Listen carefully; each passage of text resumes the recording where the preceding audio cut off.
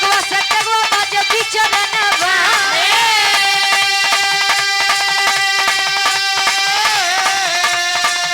अरे दुर्गा जी के मंदिर पहुंचा होई के तैयार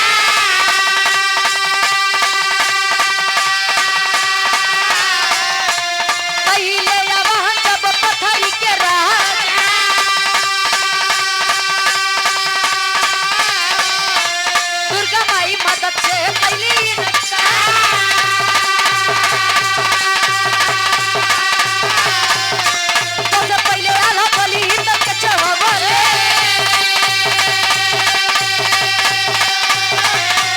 और गलती हमार कवन सुने कच्चा अरे तवादा कई के अपन पूरा कैले न बतिया तो इंदल के जियौले बड़ी दई के तलवार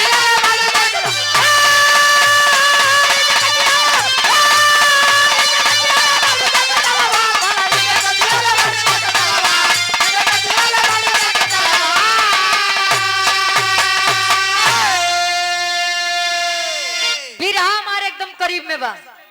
यहाँ ज्वाला सिंह पथरीगढ़ पे जब चढ़ाई हुई महोबा वाले चढ़ाई किए पथरीगढ़ जब विजय की तरफ ना बढ़ के पराजय की तरफ बढ़ रहा है तब ज्वाला सिंह दिमाग लगाए रहे अबे तो माई है ये है जाके माई के चौरा पे माई ए माई एक बार मदद कर दे आज के बाद ऐसा गलती ना होए न करो हाय हाय हाय माँ प्रकट हुई कहीं बेटा नहीं जब मैंने कहा था कि मत लाओ उस नारी को वीर के घर की है तब नहीं माने अब झेला और तूने मुझसे वचन किया था कि तू इंदल की बलि चढ़ाएगा लेकिन तुझसे पहले तो उसी का पिता इंदल की बलि मेरे पास चढ़ा के गया नहीं करूंगी मदद और मेरी एक सलाह मान कहे ना वो सोनमा के अपन मेहरारू बनवे चक्कर छोड़ा है तब कहे ना वो कहे अपन समधीन बनाओ कहीं कैसे समधीन रिश्ता जोड़िए कैसे बतावते माई दुर्गा जी समझावते आखिरी भाव में खड़ी भाव में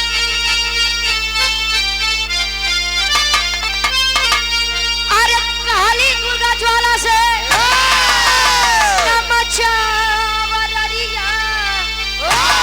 अरे काली दुर्गा ज्वाला से नमचावरिया जोड़ा लाउदल संगे नाता के डोरिया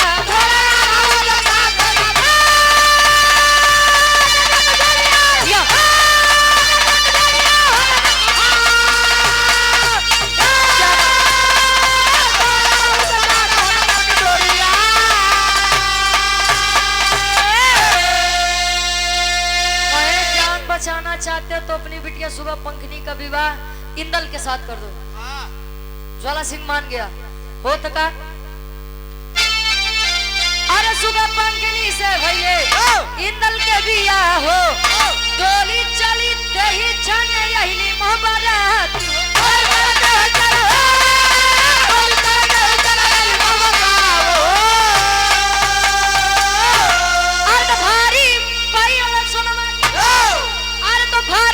सोनमा के कई लचरिया जोड़ा लाउदल संगे नाता के डोरी सुगा पंखनी का विवाह इंदल के साथ हुआ पथरीगढ़ छोड़ के पथरीगढ़ को आजादी देके महोबा के वीर महोबा में आए बिरहा में सोनमा जी के हरण भा पथरीगढ़ और महोबा वाले के बीच में युद्ध भा उदल जी चुड़ियारिन के रूप बनाए आ साथे इंदल और सुगा पंखनी के बियाह भा आखिरी में खानदान के परिचय बा गुरु बिहारी गुरु गणेश गुरु रामलाल मुर्बाद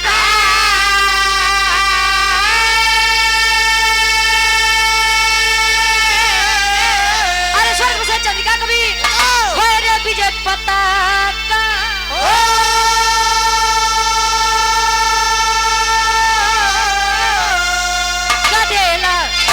लेके मंदिर में गए रुचि गया कभी बिरहा में प्राण बसेला बदेला लेके मंदिर में गए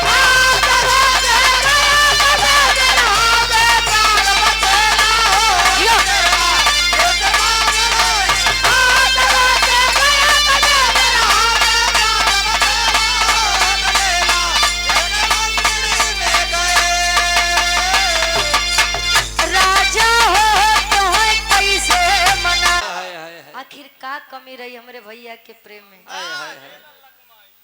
का कमी रही हमरे लोग के स्नेह में। वाह जवन एक वीर के हाथ छोड़ के ही मऊआ के साथ आई के रहती है। वाह का कमी रही सोनमा जी समझावत है देवर बबुआ ए बात सुना मार, मैं अपनी मर्जी से यहाँ पर नहीं आई हूँ। वाह जाके अपने भैया से कह दीजिए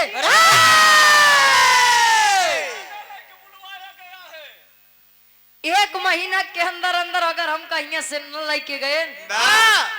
मैं अपनी जान दे दूंगी, लेकिन इसको अपना पति इस कमीने को नहीं स्वीकार इस करूंगी। गद्दार को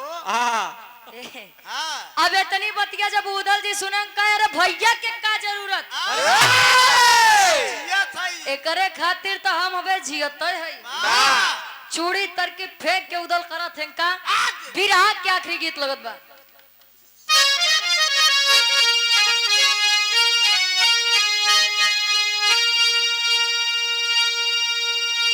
यहाँ जे बाबू चौरसिया बाबू हो जाए उनका ना गवाए। ई गीत उनके बदे अरे तो चल गए कहीं क्यों न हो क्या ई गीत उनके बरे अगर हुआ न के हो तो हियत बाटे लड़की कहे हम बदल दे अरे तो कोठे ऊपर कोठनी अरे हलवैया के दुकान अरे हाथ से लड्डू छूट गया बनवरिया मारे अरे पनवा खैला काका अरे पनवा खैला राजा हमारी दुकान पनवा खैला राजा हमारे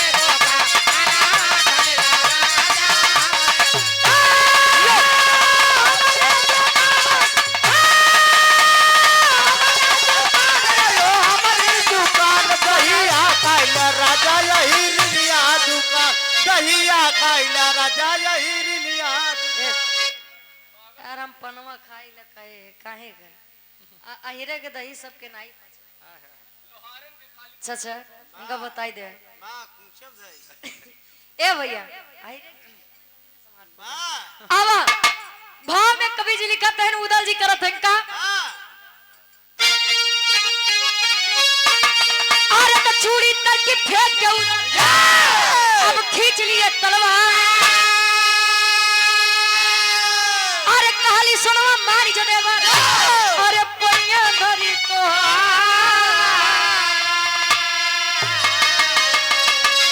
अरे ऐसे ना पैबा ऐसे ना पैबा ज्वाला के तू हो मार ऐसे ना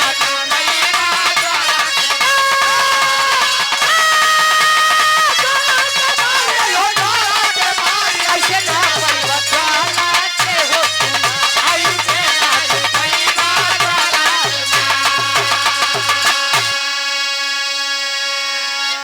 आप माननीय परम सम्मानित आप गार्जियन जी रामप्रीत यादव जी अच्छा पान खाए बिना वाह आपके द्वारा 51 रुपए का महान आशीर्वादी पान खाए बदे दी है। अब जाए दे क्यों जिंदा काका हम ही समझ ले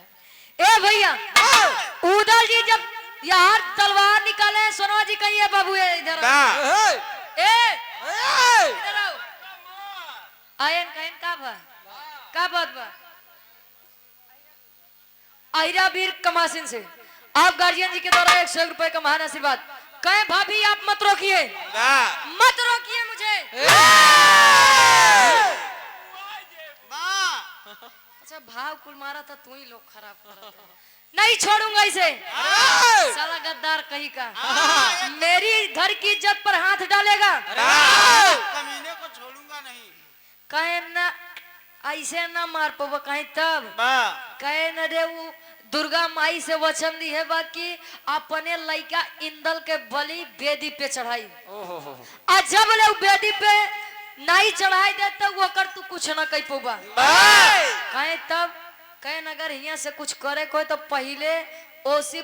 इंदल के बलि तोहे चढ़ावे पड़ी। जब इतनी बतिया आज उदल सुने अपने भतीजा खातिर तो मन में विचार करत हैं विलाप करत हैं कैसे मोहबा नगरी वापस आए मन मार के के महोबा ने अब महोबा के बाघा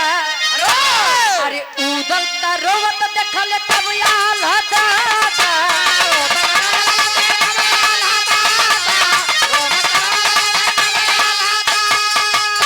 अरे बलि नहीं बेटे के देव आल्हा की इनका अरे भला ही बिन मेहरारू के और तो जिंदगी बीती हम अरे ऐसे ना पैबा अरे ऐसे ना पैबा ज्वाला के तू हो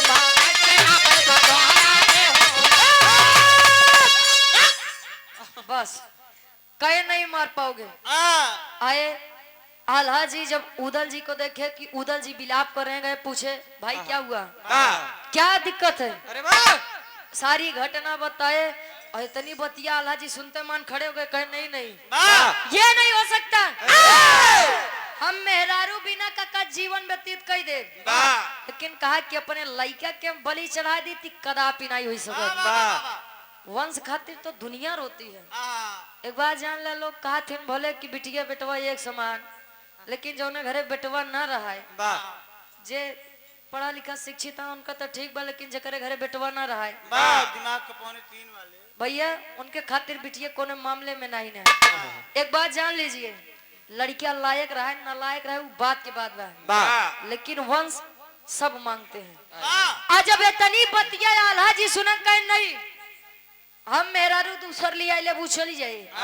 लड़का हम इतना प्यार से का पाल पोस के बढ़ा किया है मैं नहीं बलि चढ़ाऊंगा जब इतनी बतिया सुने तो उदल जी छोटे हैं अपने भाई बड़के भाई के बिगड़ते हैं पागल हो गए हो दिमाग खराब हो गया है आपका कल को दुनिया हमारे बच्चे पर थूकेगी कि इसका बाप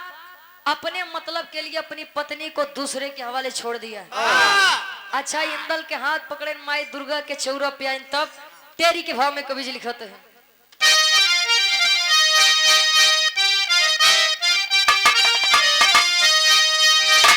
अरे गदेला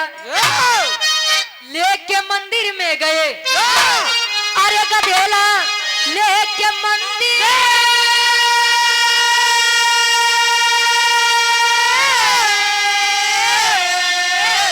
अरे गदेला लेके मंदिर में गए सोनवा कारण आला उदल बीर बघेला यार बघेला यार बघेला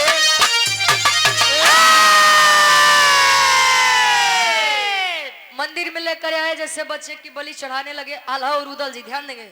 बलि चढ़ाने के लिए बच्चे को देखे कहें आल्हा जी दोबारा फिर पिछड़ गए कहें नहीं भाई नहीं मैं अपने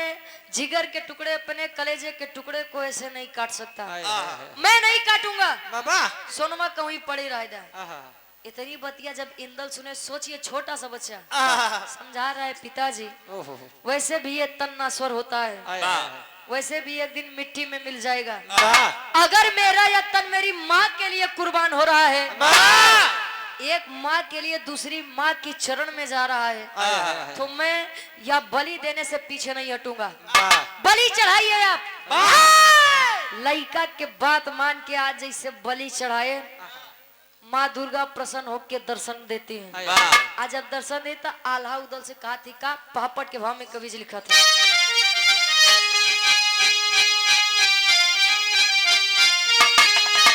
अरे बलि चढ़ौते डोलल बा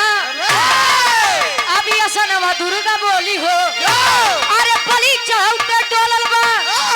अभी असनवा दुर्गा बोली हो मांगा आल्हा मांगा तू बरदनवा दुर्गा बोली हो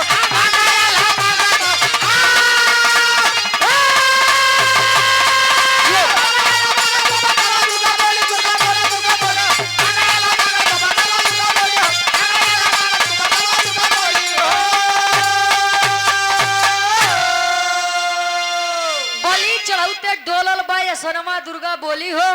अब मांगा आल्हा मांगा तू बरदनवा दुर्गा बोली हो बोल बच्चा क्या चाहिए कहे माई देबू कहे हाँ देव हम तो प्रसन्न नहीं कि बलि चढ़ावे के वचन हमका ज्वाला सिंह दी है रहन लेकिन आप पिता होकर बच्चे की बलि दी है मेरे लिए खुशी की बात है क्या चाहिए कहे ठीक बा मांगा था मांगे ज्वाला सिंह आल्हा सिंह मांगे का अरे जिंदा कर दो लाल को मेरे, वर्दोवर की रानी हो,